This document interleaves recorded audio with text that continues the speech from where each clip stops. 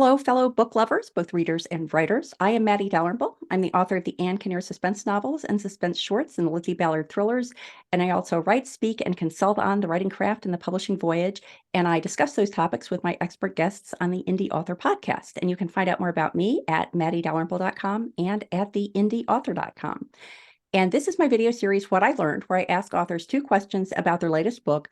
What did they learn from that book that they'd like to share with their fellow authors? And what did they learn from their latest book that they'd like to share with their fellow readers? And I am here today with Merle Saferstein. Hey, Merle, how are you doing? I'm fine, and I'm thrilled to be here. Thank you. Oh, I'm happy to have you here. To give our viewers a little bit of background on you, as Director of Educational Outreach at the Holocaust Documentation and Education Center, Merle Saferstein worked closely with hundreds of Holocaust survivors, helping them to pass along their legacy of remembrance to students and teachers. When she retired from the Holocaust Center, she developed a course entitled Living and Leaving Your Legacy. Merle is a council member of the International Association of Journal Writing, the author of Room 732, and a contributor to Huffington Post, Medium, Authority Magazine, and Thrive Global. And her latest book is Living and Leaving My Legacy, Volume 2. And so today I'm here asking Merle the 2 What I Learned questions, starting with, what did you learn from your latest book that you'd like to share with your fellow authors? I'm going to start by telling you that when I started working on this book, one of the Holocaust survivors who I've been friends with for many years came into my office and said to me, I just want to warn you that when you write a book, you need to wrap yourself in steel armor. You need to develop a really thick skin. And that's true. I think that's really true. This book, the book that I've written, I've actually written 2. They're entitled Living and Leaving My Legacy, Volume 1 and Volume 2. And they are straight from my journals. So I'm actually very vulnerable in these books. And so it has been really important for me to know that I'm exposing myself and to be prepared for what that means. Another thing that I've learned is how important writing and rewriting is. So we think that, sometimes authors think that the first draft is not great, but the second one's going to be fine. And what I've learned is it takes many, many drafts and many edits. And for this last book, I actually think I went through it about 20 times. And it's a big book. It's over 400 pages. And so to read it over and over again, what I found is that each time that I read it, I found mistakes, and I found words that could be, things that could be said better, words that could be different words. And so even in my last draft, I was still editing. And at some point, I think we just have to say, okay, it's enough. We've done enough. But I've also learned to not be afraid to delete my words and to not become too attached. And even though I might love a sentence, if it doesn't advance the message or the story, then it's time to go. So that's been something interesting. Another thing I learned is that how someone reacts to what I've written does not necessarily mean that it has anything to do with me. That in fact, it can very well be that own person's life experience. We all read through our own lens. And I think that we often might think, or at least I have often thought, that I need to be really careful about that, and careful in terms of protecting myself. So when someone is, for one of the books that I had written a long time ago, there was a chapter on divorce. It was just a story, but it was a chapter. And one of the women who was a friend of mine came to my house very excited, thrilled that I'd written the book, loved the book. And one of my friends who was an author said, you should, if someone tells you they love your book, you should ask them to write a review. So I said, well, would you be willing to write a review? And her whole body language changed. And she stepped back, and I said, okay, is something wrong? And she wouldn't tell me what was wrong, but she just kind of walked away at some point without me knowing what was going on. It was years later when I was doing legacy work with her, when she came to my house and we were having a conversation, and she started crying. And she said, my intention was really, I loved your book, but when I got to the chapter about divorce, having recently got divorced, it triggered something in me. And that's when I really began to understand that while we think it might be about us, it's not necessarily about us. So that was a really important lesson. That's a great, you had started out saying the importance of armoring yourself for the experience of being an author, and that's a great example. Are there any other tips you have that help you deal with the parts of the author life that require armor? Yes, absolutely. So another one is to manage your expectations. So I know that when I've written my books, and especially these last two, I've written them because I knew that I wanted to get out and speak and teach, and that they were my vehicle to do that. I was not really ever considering the number of books I was going to sell. That was not my object at all. However, when volume 1 came out last June, the very first week, every day I was checking my numbers. And I wasn't just checking them once a day, I was checking them multiple times a day. Yeah. And I have a pretty big world, and I expect that I was going to be hearing from friends and family and all kinds of people telling me they bought my book. And the numbers were fine, but I was feeling my expectations were so great. And so the second week I said to myself, I'm going to just check every other week because this is not in my best interest. And the same thing was happening. It was just every other day instead of every day. And then at the end of the second week, I said, I really sat down and examined my expectations. What is it that I really wanted to accomplish by writing this book? And I realized that I had totally unrealistic expectations. And so one of the things I did to manage those was to stop looking at my numbers. And I honestly, since the second week last June of publishing my book, I have not looked. I have no idea. Periodically, I get checks and, the direct deposits into my account. I don't sit and divide them to figure out how much I've made on every book, how many books. It just doesn't matter to me.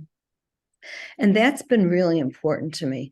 And one of the things I did in my legacy classes after realizing that I was having difficulty with my expectations was talking to my students about the expectations that we have of ourselves, the expectations we have of others, and the expectations that our parents put on to us. And in looking at that, I think it was really helpful. So I think, my advice would be to really understand what the goal is in writing a book and to be able to keep that in mind and not lose sight of it, because I think that's really so important. Yeah, that is great advice. And I had a question about one of the other things you had said, which was the number of times you had gone through your manuscript, which surprised me because if it's pulled from a journal, like how do you balance the immediacy of journal writing, which I think a lot of journal readers enjoy, with the desire to have a polished and professional and well thought through story? Right. Thank you. That's a great question.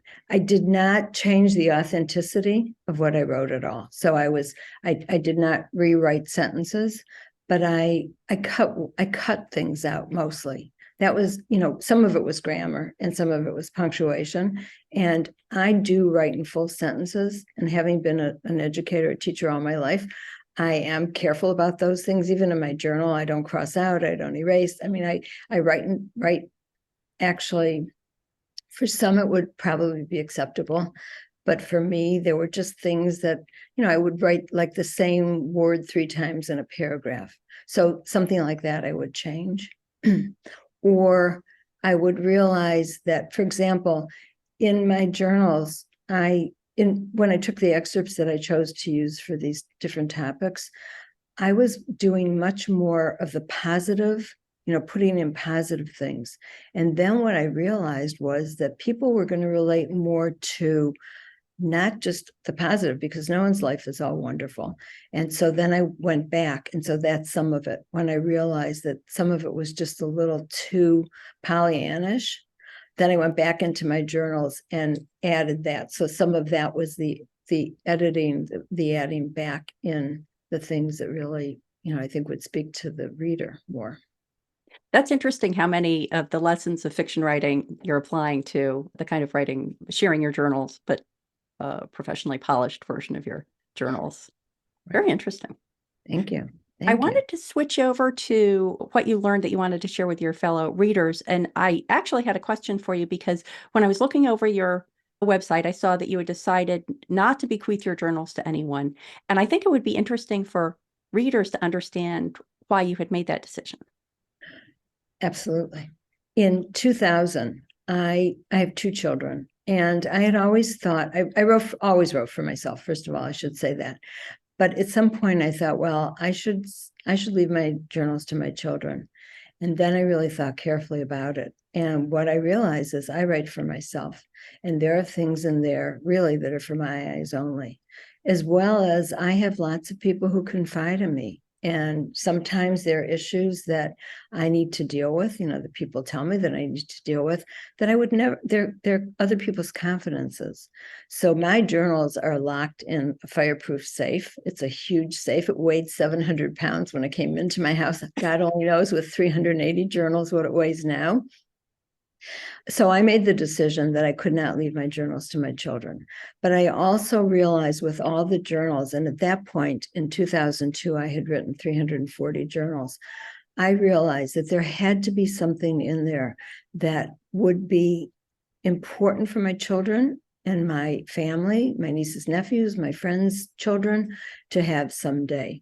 And so that was the reason that I chose not to leave my journals to them, but that I chose to do this project. And what I did was, it took me 14 years to read 359 journals. So I worked from 2002 till 2016, taking excerpts according to originally 70 topics. And then in 2016, I decided that I would have 11 topics in 2 different volumes. And some of those topics were anywhere from 75 pages to 450 typewritten pages, single-spaced typewritten pages. Wow. So then I spent the next 5 years just whittling them down and making the decision of what to leave in, what to leave out, and then also to put in, like I had mentioned before, I'll never forget the first topic that I did that with was marriage. I've been married, it will be 56 years next month. Congratulations. Thank you. So I had a lot to say about marriage. Yeah. But I also realized I was saying a lot of the really wonderful things and not so much of the other. And I have a friend who's a psychologist who kept saying to me, Merle, you need to write about the shadow. You need to share that because that's what people are going to relate to. What I ended up doing is realizing that this book has two real purposes. It's not just for my children. I've written this book as a legacy educator. I want people to look at my life, not because it's my life, but a mirror into their own lives, so that when they read this book, they can relate to things. And at the end of each chapter is a reflection, my own feelings of what it was like to go back and read some of this, and then also journal prompts. The second purpose for writing this book is to share with people the value, the tremendous value of journal writing. And as a result of that, I've had so many readers write me and tell me that they've started journaling as a result, that the book has actually changed their life because they have understood the value. For me, what I really hope my message is that how we live our life becomes our legacy. So in reading about my own life, I hope people will be examining their lives and understanding that what they do, how they act, not what they say necessarily, but how they act is what people are going to learn from. That's so great. Well, I could keep talking with you forever, but I want to just pique people's interest in your book, and my own interest has certainly been piqued. So please let the listeners know where they can go to find out more about you and your book online. Sure. So my website is merlesaferstein.com. And I was just so excited because I just received volume 2, which I will show you. So this is volume 2. And this is volume 1 that came out last June. So they're a companion set, and they're big. There's a lot of pages. They are big. Yeah, really big. They don't fit on a regular shelf, that's for sure. Great. Well, congratulations on the latest volume. And thank you for joining me on What I Learned. And thank you for having me. It's been a pleasure talking to you.